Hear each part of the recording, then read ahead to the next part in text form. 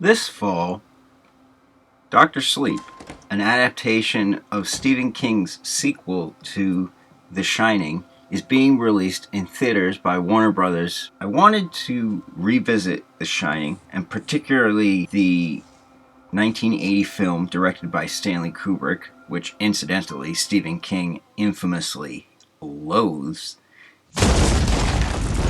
in order to discuss how I believe Kubrick's film offers a unique and helpful way for better understanding our current political juncture and what Kubrick's film can tell us about Trumpism and the Trump presidency. You're magic, like me.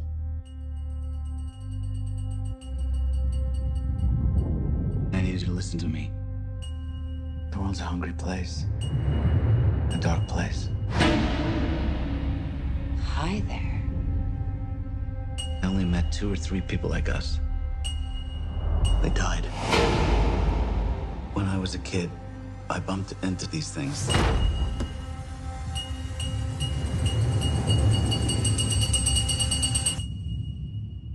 I don't know about magic. I always called it The Shining.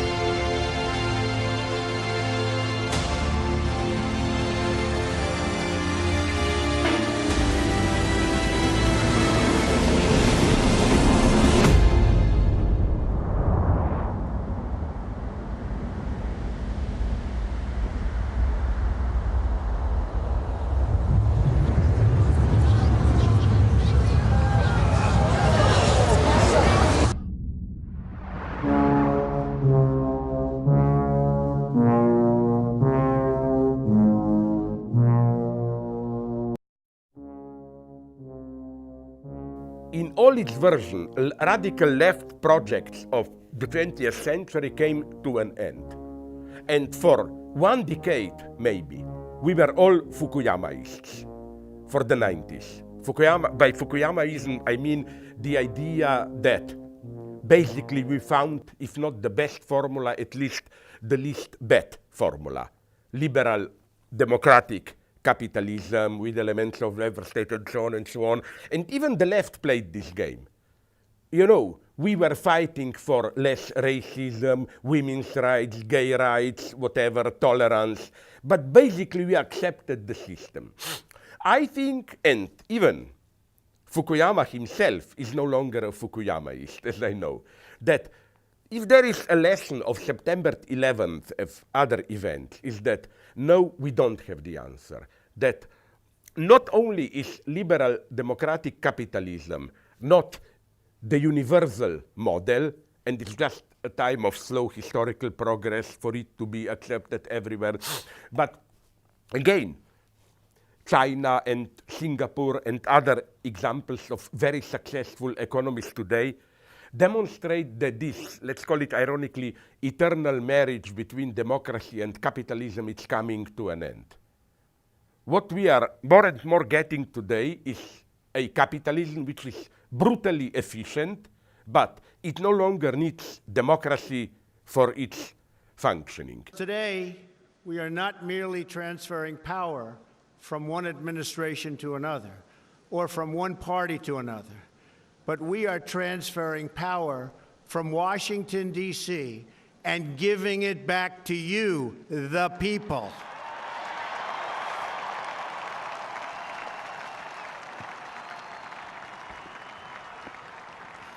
For too long, a small group in our nation's capital has reaped the rewards of government while the people have borne the cost. Washington flourished, but the people did not share in its wealth. Politicians prospered, but the jobs left and the factories closed. The establishment protected itself, but not the citizens of our country. Their victories have not been your victories. Their triumphs have not been your triumphs. And while they celebrated in our nation's capital, there was little to celebrate for struggling families all across our land.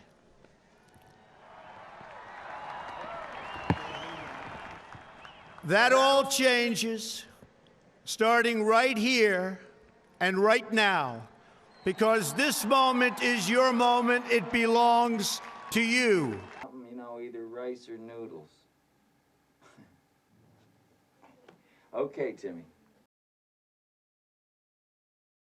I want to thank you both for being with us. As we wrap up now with the death of Aimé Césaire, the esteemed poet, writer, politician, and anti-colonial activist from Martinique, who died last Thursday at 94 years old.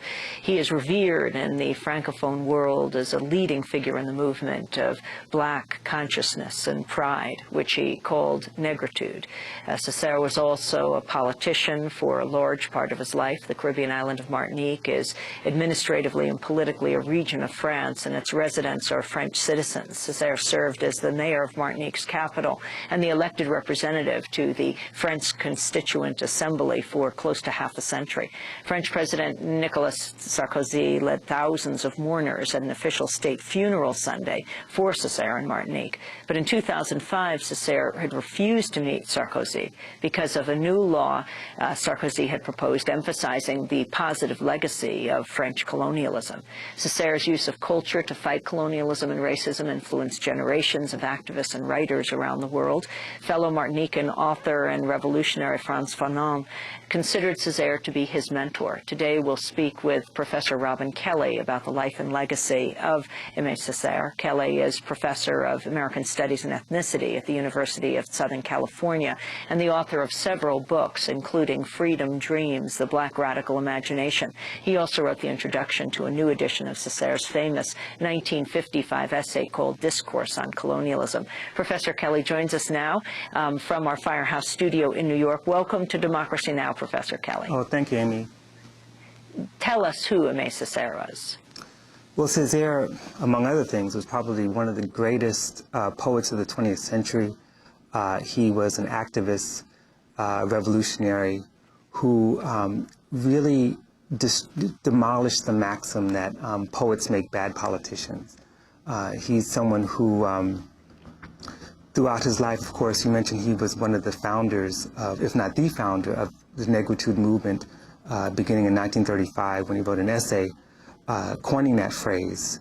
On the one hand, negritude for him was a recognition that Africa had value, and he'd been reading Leo Frobenius's book, History of African Civilization.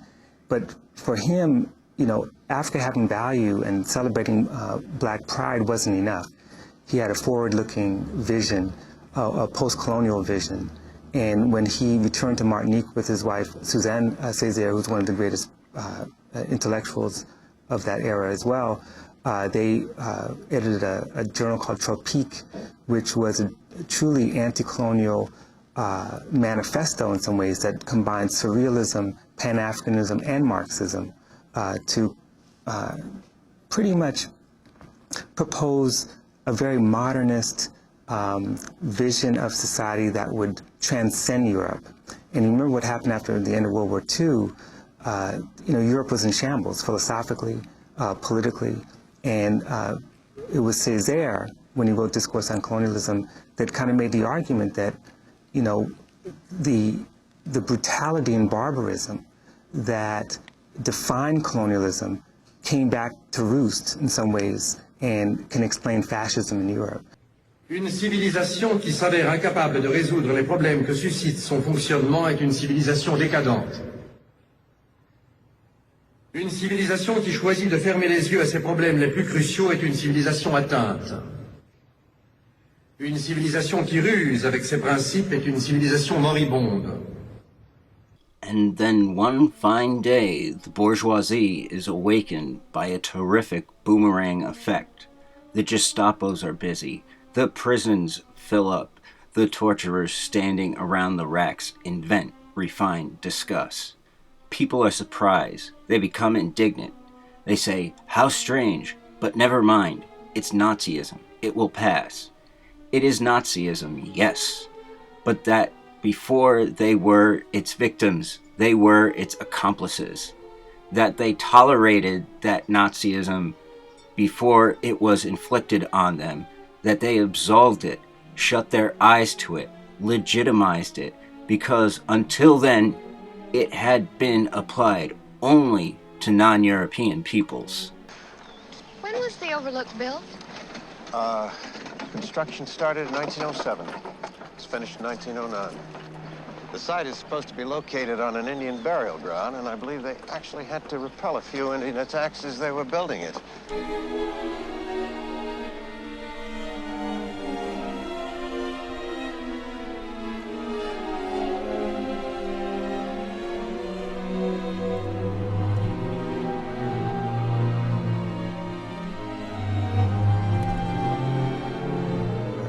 And if any group of people have the wherewithal or vision to recreate modern society, it is colonial peoples.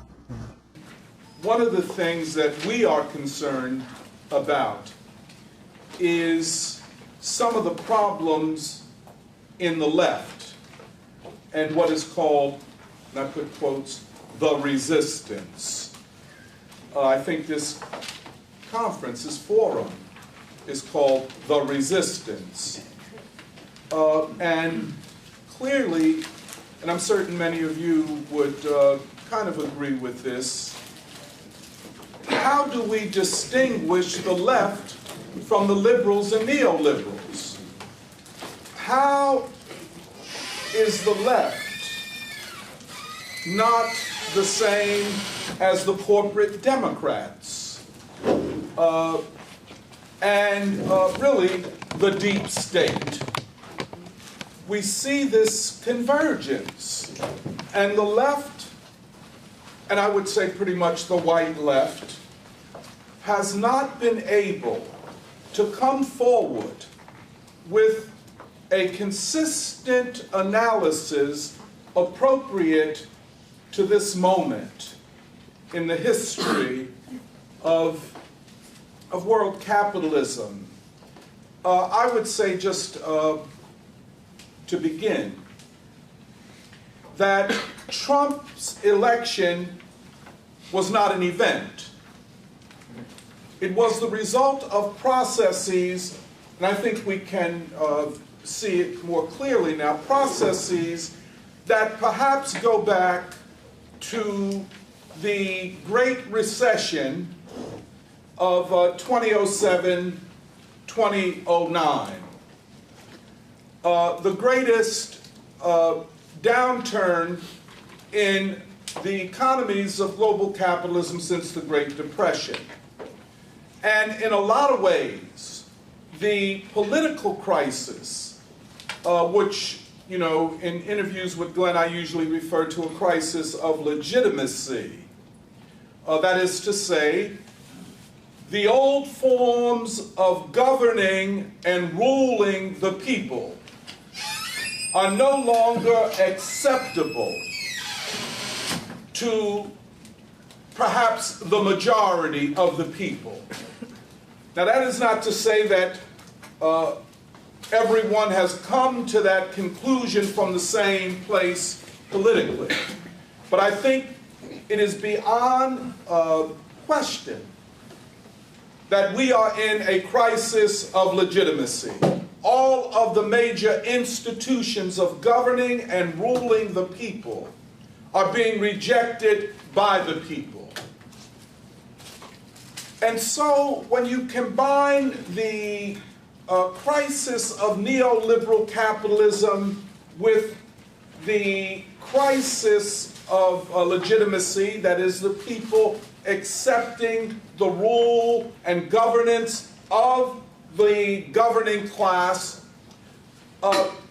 it begins to make more sense than the narrative, which is clearly the narrative of the corporate media, that on November 8th, we got the worst president in the history of the United States who, along with all of his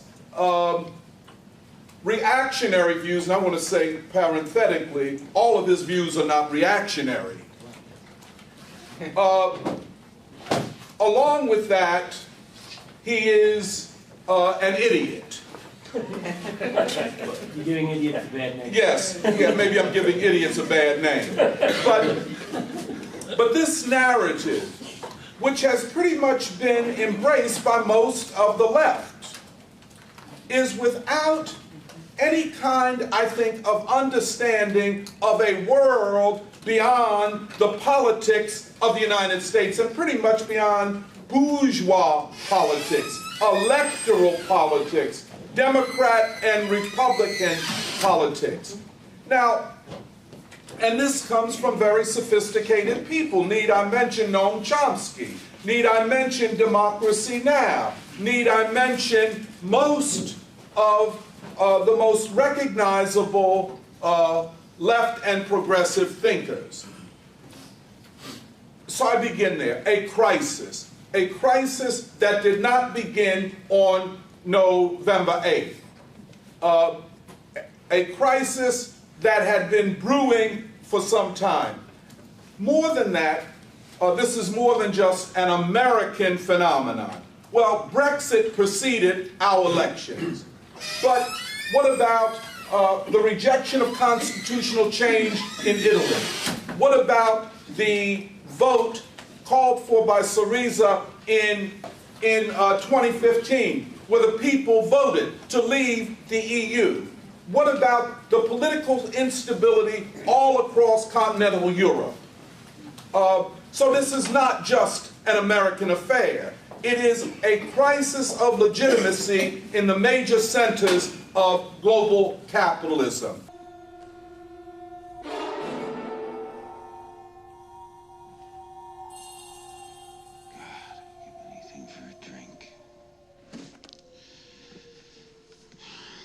Goddamn soul.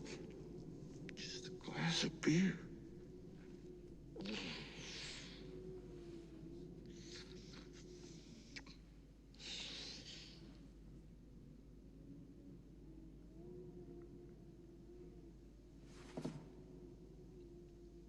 Hi, Lloyd. A little slow tonight, isn't it?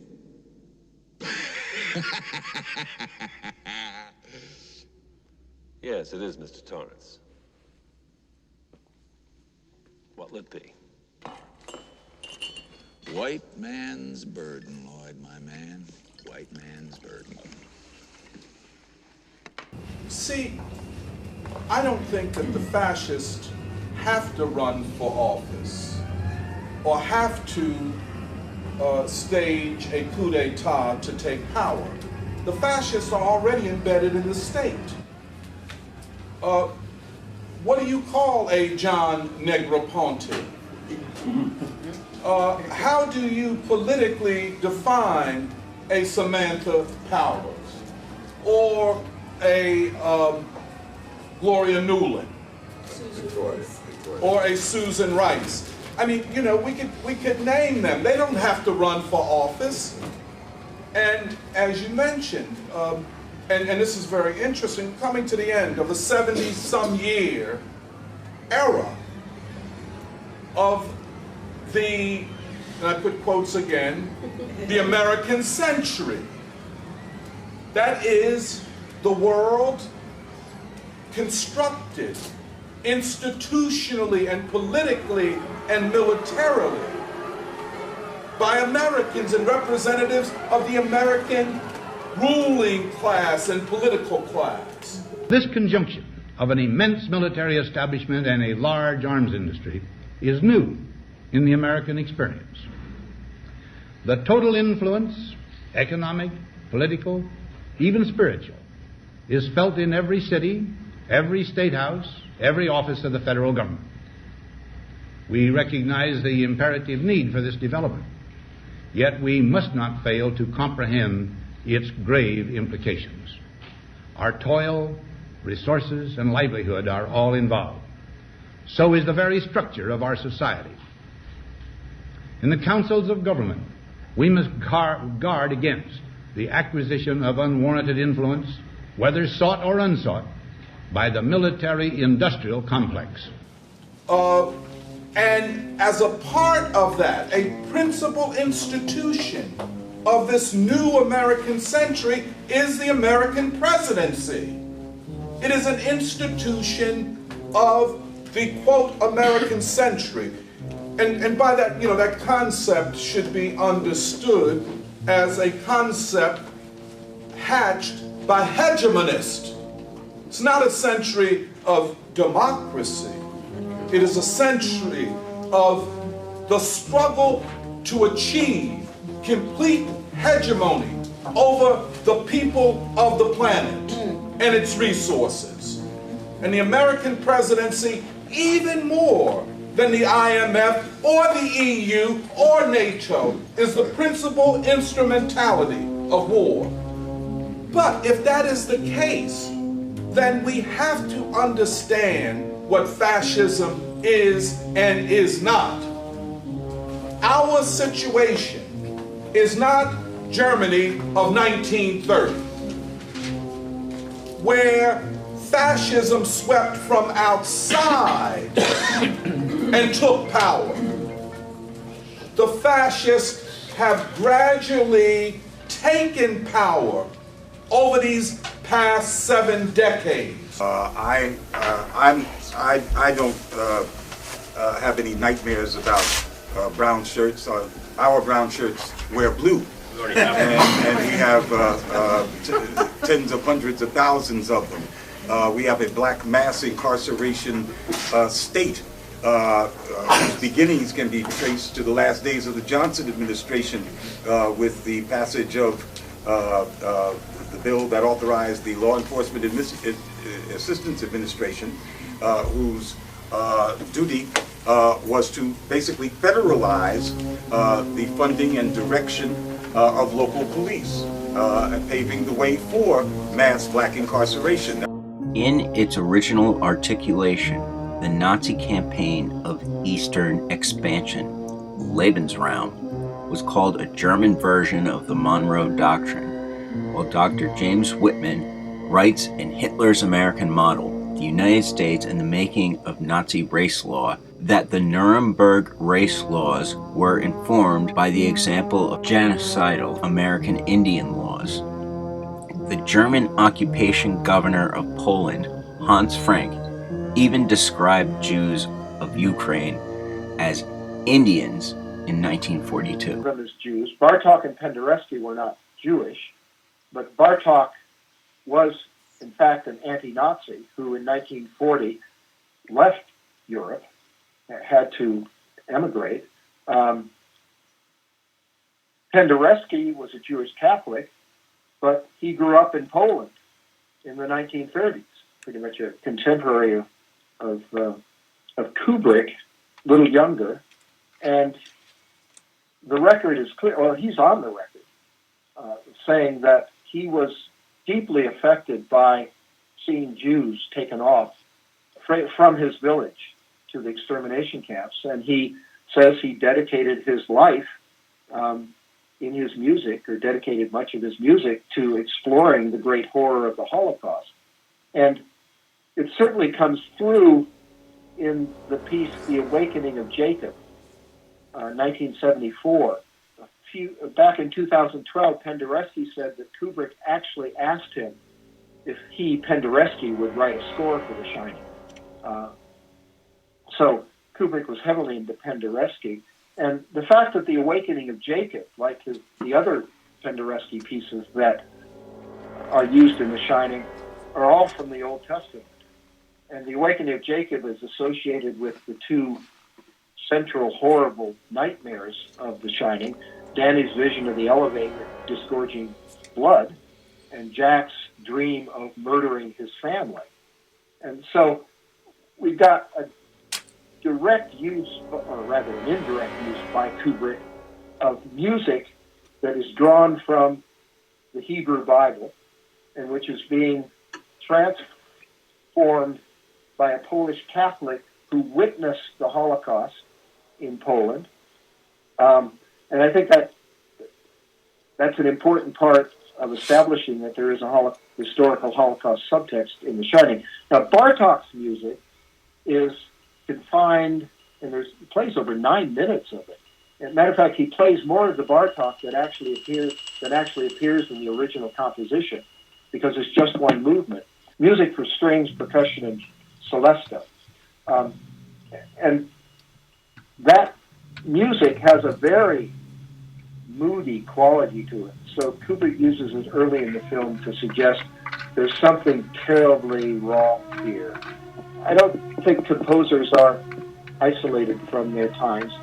And even if that were the case, Kubrick was using this music to evoke the 1930s that, among other things, he felt as a child. So it's the music that's being used, its subject matter, its feeling, its composer's identity, its composer's experiences that fill out a discourse on the great terrible event of that period, which was the rise of Hitler, the Second World War, and the Holocaust. So I think that's what's going on with Bartok and Penderecki, and also Ligeti, who himself was a victim of, his family was a victim of the Nazis, and he was a victim of the communists. So you've got Kubrick's being rather Catholic here, in that he'll take Ligeti's suffering under the communists as another indication of what he sees as the problem in the world, which is power and authority. It's not insignificant that at some point in the process, Kubrick noticed that he was using the music of one of the most, if not the most prominent musical opponents of the Nazis in the 1930s. And that the performance that he chose, the 1966 performance by the Berlin Philharmonic, was being conducted by Herbert von Karajan. Now, the argument that this is not significant would be that, well, the Berlin Philharmonic was a terrific orchestra, perhaps the best of its time. Herbert von Karajan was regarded at the time as arguably the finest conductor in the world. Kubrick's brother-in-law, Jan Harlan, who was an expert on music, would have contributed to this, because while Kubrick knew a lot about music, Harlan knew even more. And so Harlan would have had an input on this. Now, the argument would be that there were therefore good reasons to pick that particular performance of that particular piece for this particular film, regardless of any historical context. But I'm not buying it for a minute, in part because I'm an historian, and in part because, you look at Kubrick's life and he's always doing stuff like this. And he himself was fascinated with history, particularly the history of Nazi Germany. So what you get with and recently learned again that Karajan and Kubrick had spoken or had met. And Karajan was on record, among other things, as saying that Stanley Kubrick is the only genius I've ever met. So there's obviously some sort of significant relationship there. At any rate, I just can't believe, given everything else we know about Kubrick and how he constructs his films and his interest in history, and the Holocaust in particular, that it's irrelevant, and that at some point in the process he must have realized, wow, here's Bartok writing this movie that's perfect for a creepy horror film, and he wrote it in 1936, and he was an anti-Nazi who 4 years later had to flee Hitler's Europe, and I'm using a performance that's being conducted by Herbert von Karajan, who not only joined the Nazi Party, he joined it twice. He joined it as an up-and-coming young conductor in his native Austria. Then he went to Germany and joined the German Nazi Party, and in the process built his career excuse me, as the up-and-coming conductor who was going to replace, and did replace, the great German conductor of the era, Wilhelm Furtwängler, who was less enthusiastic about the Nazis than von Karajan was. So you've got a situation here where Kubrick is confronted with all of these connections, and he's thinking, wow, doesn't this say a lot? And it makes me think of what you said about the Harlan family, is that here Kubrick again is dealing with a great artist, Herbert von Karajan, and yet he too, like the Harlans, was the artist serving the Nazis. And, you know, you could say that Kubrick's A Clockwork Orange, basically its fundamental point is that art and evil cohabit. I mean, here's Alex, this monster of a kid, a teenager, and he loves Beethoven. And he's truly moved by it. And the cohabitation of art and evil is so clear in that film and you know, shocking. And here it is in The Shining as well. She was the niece of Veit Harlan, who was much more famous and infamous in that he was the most successful director in Nazi Germany, and he was particularly vilified after the war for a film called Jud Süß, which was intended by the propaganda ministry to convince Germans, even more than they perhaps already were, that the Jews were a present and eternal danger that must be handled in the most radical fashion. That was confirmed to us by a former MS-13 assassin we interviewed, a man who claims to have murdered dozens of people for the gang. And so this was the family into which Kubrick married, and it certainly must have had an impact upon him as a Jew. He was fascinated with Veit Harlan, and he wanted to make a film about him, but never did. And the fact that his father-in-law was an opera singer, and in 1942 went to The Hague in the German-occupied Netherlands to be a member of the German theater that propaganda minister Goebbels had established there as part of Nazi Germany's cultural occupation of Europe, must have increased his interest.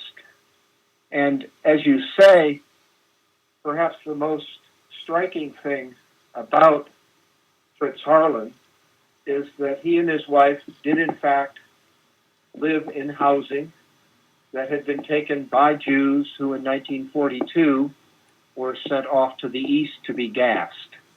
And the Harlans, Fritz and his wife, knew this, and I've since confirmed by means of documentation that the apartments they occupied, they occupied a small one first and then got a bigger one, were both owned by Jews who were in fact sent east to Poland to be gassed. So this must have struck Kubrick as being terribly significant and in line with his view of the history of humanity. Christiana said that Stanley was fascinated by her family's, what she called, catastrophic past, and that they talked about it a great deal. He had endless questions, and she had perhaps endless answers. So here he is, a Jewish kid from the Bronx who was growing up during the rise of Nazism and the Holocaust and the Second World War, marrying into a family that was one of the major artistic families of the Third Reich. This must have affected him in a number of ways, on a number of levels. Kubrick certainly noticed that the King novel borrows from The Magic Mountain. And my argument is that Kubrick went much more deeply into this and essentially wrote The Shining on one level of discourse, as a subtext, as a contemplation of the world in the wake of the Second World War, just as Mann was writing The Magic Mountain as a contemplation of the world after the First World War. I recently talked with Diane Johnson again, and I asked her, because I couldn't remember if I'd asked her all those years ago when I talked to her originally, whether she and Kubrick ever discussed The Magic Mountain. And she said, well, it's been such a long time that I don't remember. However, given the obvious similarities, I would guess that we probably did, that it did come up. Now, at the same time, Kubrick, like most artists, wasn't going to share his deepest ideas with anyone else. And so he probably didn't tell her, I think it would be a great idea to address the Magic Mountain in terms of the Second World War and the Holocaust. So she said, we never discussed anything about the Holocaust. But my view of that is that Kubrick wouldn't have laid all his cards on his table. He was, perhaps like most artists, and perhaps even more so, very private about the central ideas in his work. He wanted them to be in the work and have the audience suss them out if they could. For example, Mann has that famous chapter, Snow, and King, too, has a short chapter entitled Snow. And for Mann, that's where Hans Castorp, his protagonist, sort of goes off and gets caught in a blizzard, and he's confronted with the reality of death, but that he comes to realize that life is what really matters, and so forth and so on. Kubrick has a very brief scene in The Shining, one of the briefest scenes in The Shining, where Danny and Wendy are shown in a snowball fight during the first blizzard that they experience at the Overlook. And that, so they're outside playing and laughing, although with typical Kubrick ambiguity, they're fighting. They're having a snowball fight. So that's, Kubrick would do that, you know, always make it ambiguous and open-ended. But set against that is a one shot of Jack in the Colorado Lounge with a fire, huge fire, and the huge fireplace behind him, obviously going crazy, or rather being enslaved to do the work of the Overlook. And the Overlook, like the castle, is this great institution that demands that its authority be defended by all means possible, including murder. We know from many sources, Kubrick himself, that Kafka was his favorite artist. And that was because he found that Kafka's suspicion of the world fit with his own worldview. And the castle, there are so many similarities between King's Overlook and Kubrick's Overlook Hotel that suggests that Kafka's, that particular novel of Kafka's, which was published only a couple of years before, or was published just after, posthumously after Mann's The Magic Mountain, is an obvious parallel to King's novel and Kubrick's film of The Shining, in that you have this huge establishment, like in Mann's Magic Mountain, isolated up into the mountains. Kafka, of course, was writing about the Hradný Castle in Prague that loomed over his own little house on that same hill. And it's clear that the Overlook Hotel, like the castle, is the seat of great malevolent power, past and present. The one difference would be that Kafka portrayed the castle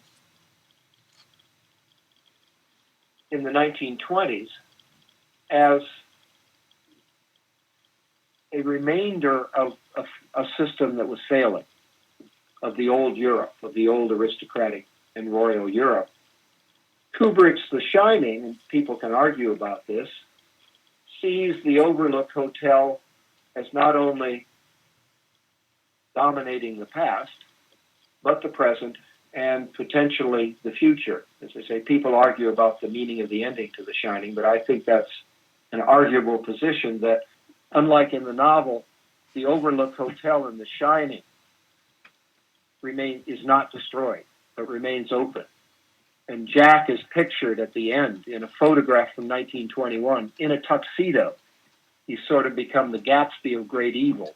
There's a recent essay by Anthony Magistrale that argues that Jack being in a tuxedo is very much an evocation of his critique of the 1920s elite, political and social and economic elite that is the subject of Fitzgerald's novel, The Great Gatsby. Arguably, the central symbol in the castle is the eagle. The eagle stands for authority. It stands for the ability of power over people to see everywhere. And the fact that The Shining opens with literally an eagle's eye view, it's of course a helicopter, not an eagle, of Jack Torrance in his yellow Volkswagen driving up to the Overlook, and the fact that he types on a typewriter that has an eagle on it, I think shows a direct channeling of Kafka's The Castle. In literal biographical terms, it is undeniable that Stanley Kubrick was skeptical of communism, something made obvious by his representation of the Soviet Union's government in Dr. Strangelove. He probably was not aware of Aimé Césaire's writings, and as instead a filmmaker influenced by psychoanalytic theory, put a different lens on his camera. At the same time, it should not be a significant stretch of the imagination to ask if we can use ideas formulated by Césaire to better understand Kubrick's film, particularly because Césaire's mentee and pupil, Frantz Fanon, sought to blend psychiatry and psychoanalysis with post-colonial theory. It was Césaire who wrote in his discourse on colonialism, "We must study how colonization works to de-civilize the colonizer, to brutalize him in the true sense of the word, to degrade him, to awaken him to buried instincts, to covetousness, violence, race hatred, and moral relativism." Did you know, Mr. Torrance, that your son is attempting to bring an outside party into this situation? Who?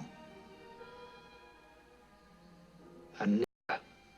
And we must show that each time a head is cut off or an eye put out in Vietnam and in France, they accept the fact. Each time a little girl is raped, and in France they accept the fact. Each time a Madagascaran is tortured, and in France they accept the fact. Civilization acquires another dead weight.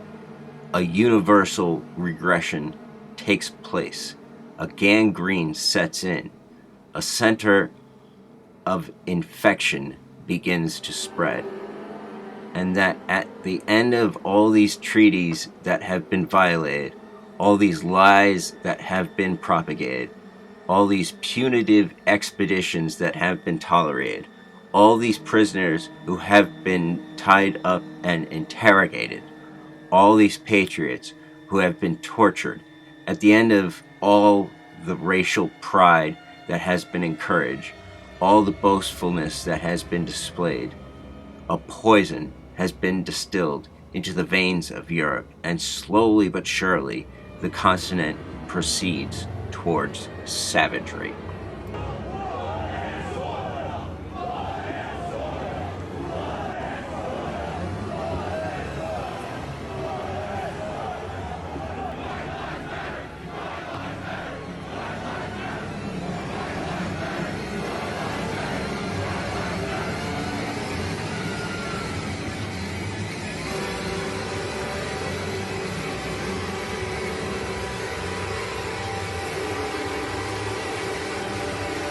Blake is interesting. I have never met anyone so deliberately amoral. He suits the climate here, the madness, the pointless butchery. As I come to understand Vietnam and what it implies about the human condition, I also realize that few humans will permit themselves such an understanding. Blake's different. He understands perfectly. And he doesn't care.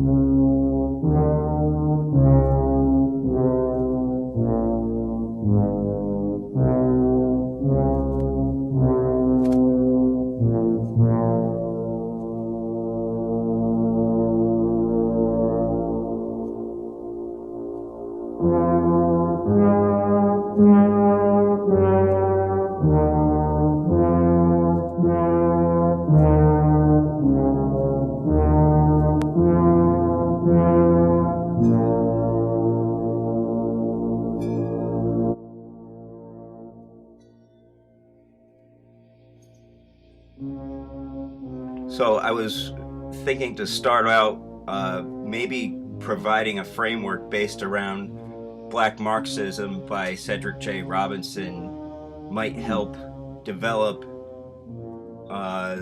guidance for where to bring this critique to. I think Robinson's book, which is published, I think, in around 1981, 82, is an initial statement that tries to summarize what is the Black radical tradition, and he locates it in a kind of a Marxism, but a Marxism which is revised through the lens of the struggle for Black liberation and against white supremacy. So the exemplars that he uses as models of this are C.L.R. James, W.E.B. Du Bois, and Richard Wright. I think they are important, and I think the way that he situates them is generally accurate.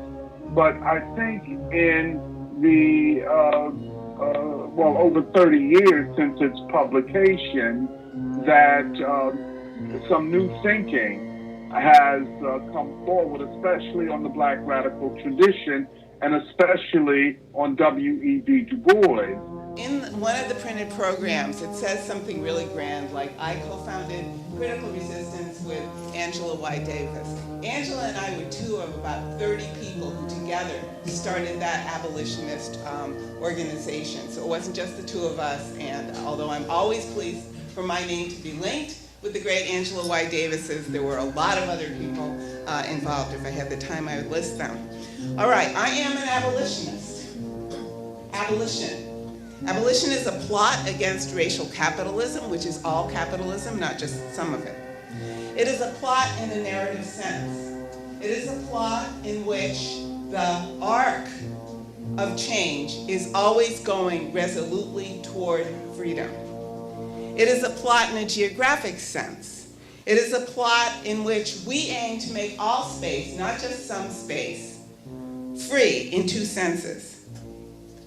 Free in the sense that it cannot be alienated, which is to say sold by anybody to anybody, and free in the sense of non-exclusive. There is no boundary or border that would keep somebody in or keep somebody out.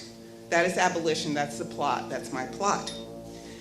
It is an internationalist impulse that is part of what many of us call the Black radical tradition, which is open for all. It's not just for Black people. I think that new thinking and those new insights can help us to make sense of this moment, which I consider to be a moment of crisis, a moment of existential crisis, in fact, for the system, and perhaps a moment of disintegration and breakdown of the system as we know it.